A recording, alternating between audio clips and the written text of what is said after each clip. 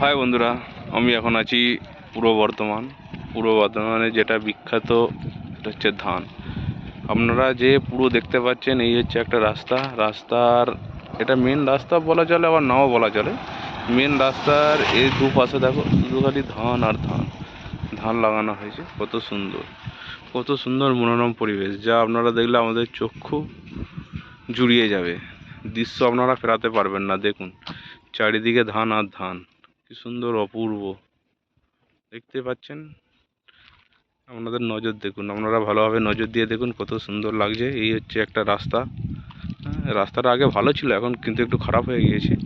কিন্তু আপনাদের যেটা আমি দৃশ্যটা যে তুলে ধরছি, এটা হচ্ছে ধান জমি। ওই দূরে একটু দেখতে পাচ্ছেন একটা রেল লাইন গেছে, ওটা হচ্ছে খুব একটা নাম করা লাইন, যেটাকে আমরা টালি বলে থাকি, টালি স্টেশন। বাড়িগুলো দেখুন কত সুন্দর, অপূর্ব। এগুলো সব মাঠের মধ্যেখানে।